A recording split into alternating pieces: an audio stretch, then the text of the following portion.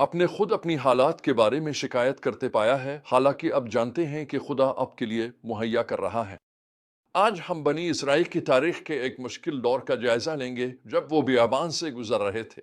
یہ ہمیں شکر گزاری، قیادت اور ہمارے رویے کے نتائج کے بارے میں گہری تعلیمات دیتا ہے۔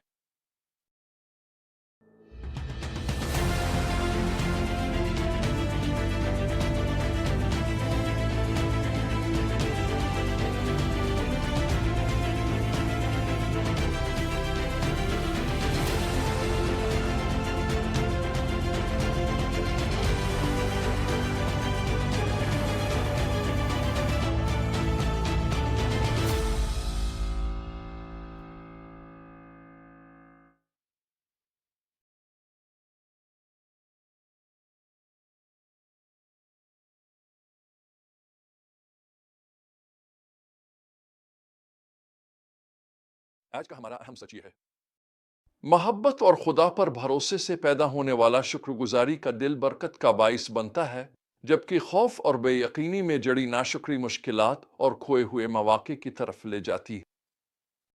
ہم اس تسمہ کی کتاب کے ابواب 11 اور 12 میں جائزہ کریں گے، جہاں بنی اسرائیل کی شکایات اور حتیٰ کہ خود موسیٰ کے بہن بھائیوں کی شکایات کا ذکر ہے۔ یہ واقعات آتے ہیں جب بنی اسرائیل بیابان میں سفر کر رہے تھے، کو سینا کو چھوڑ چکے تھے۔ کہانی کا آغاز ہوتا ہے جب لوگ اپنی مشکلات کے بارے میں شکایت کرتے ہیں۔ گنتی 11:1 ہمیں بتاتی ہے، اب لوگ اپنی مشکلات کے بارے میں خداوند کے سامنے شکایت کی، اور جب خداوند نے یہ سنا تو اس کا غضب بھڑک اٹھا۔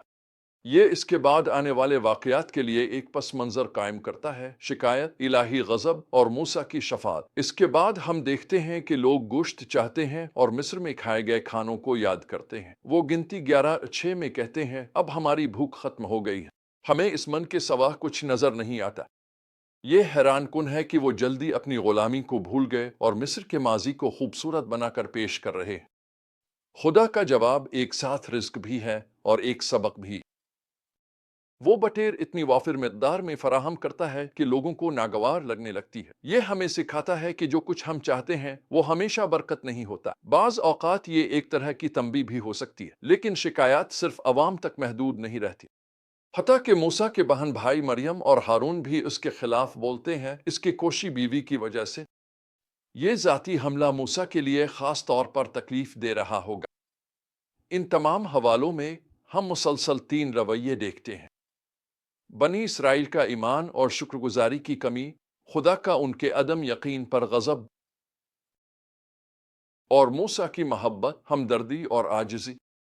موسیٰ کا ان چیلنجز کا سامنا کرنے کا انداز قابل تعریف ہے۔ گنتی 12:3 ہمیں بتاتا ہے کہ موسیٰ بہت ہی حلیم شخص تھا، زمین پر موجود کسی بھی اور انسان سے زیادہ حلیم۔ یہ عاجزی اس کی قیادت اور خدا کے ساتھ اس کے تعلق کی کلید ہے۔ جب مریم کو سزا کے طور پر کوڑ لاحق ہوتا ہے تو موسیٰ خوشی کا اظہار نہیں کرتا اور نہ ہی کہا تھا، بلکہ وہ خدا سے فریاد کرتا ہے، اے خدا، برا کرم اسے شفا دیں۔ یہ گنتی 12:13 میں مذکور ہے۔ یہ ان لوگوں کی دعا کرنے کی طاقتور مثال ہے جنہوں نے ہمیں نقصان پہنچایا ہو۔ تو ہم اس سب سے کیا سیکھ سکتے ہیں؟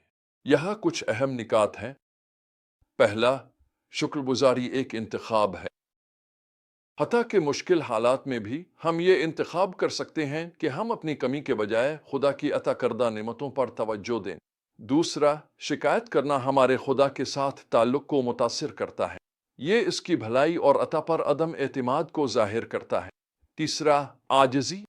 سچی عاجزی عظیم قیادت کی نشانی ہے۔ موسیٰ کی عاجزی نے اسے قیادت کرنے اور دوسروں کے لیے دعا کرنے کے قابل کیا۔ چوتھا، ہمیں ان لوگوں کے خلاف لڑنے کے بجائے دعا کریں جو ہماری تنقید کرتے ہیں۔ موسیٰ کا مریم اور ہارون کے ساتھ رویہ ہمارے لیے ایک طاقتور مثال ہے۔ اور پانچواں، پاکیزگی اور عاجزی ساتھ ساتھ چلتی ہے۔ جتنا ہم خدا کے قریب ہوتے ہیں، اتنا ہی ہم اپنی کمزوریوں اور اس کے فضل کی ضرورت کو پہچانتے ہیں۔ یہاں ایک ذاتی غور و فکر ہے۔ میں نے سیکھا ہے کہ عاجزی اس دل میں پروان چڑھتی ہے جو خدا کی حضوری میں رہا ہو۔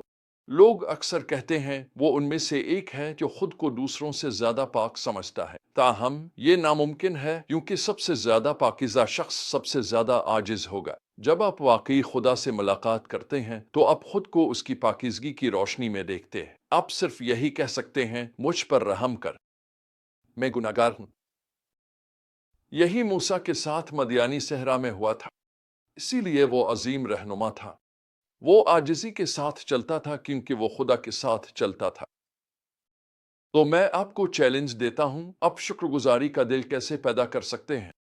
کیا آپ کی زندگی میں کہیں اپنے خدا پر بھروسہ کرنے کے بجائے شکایت کی؟ اپنی زندگی میں خدا کی وفاداری پر غور کریں، ان چیزوں کی فہرست بنائیں جن کے لیے آپ شکر گزار ہیں۔ وہی خدا جس نے بنی اسرائیل کو بیابان میں راہ دکھائی، آج آپ کی بھی رہنمائی کر رہا ہے۔ وہ آپ کو دعوت دے رہا ہے کہ آپ اس پر بھروسہ کریں، اس کی عطا کردہ نعمتوں کے لیے شکر گزار اور اس کی عاجزی میں چلیں۔ کیا آپ اس دعوت کو قبول کریں گے؟ جب ہم اختتام کی طرف جا رہے ہیں، میں آپ کی حوصلہ افزائی کرتا ہوں کہ ان سوالات پر غور کریں۔ جب آپ کو تنقید یا مخالفت کا سامنا ہو تو آپ کس طرح فضل اور دعا کے ساتھ جواب دے سکتے ہیں؟ اگر آپ واقعی ہر دن خدا کی موجودگی اور اس کی عطا کردہ نعمتوں کے لیے عاجزی کے ساتھ شکر گزاری میں گزاریں تو کیا بدلے گا؟ جب آپ خدا کے ساتھ قربت میں چلیں گے تو آپ شکر گزاری کی طاقت اور عاجزی کی امید کا تجربہ کریں گے۔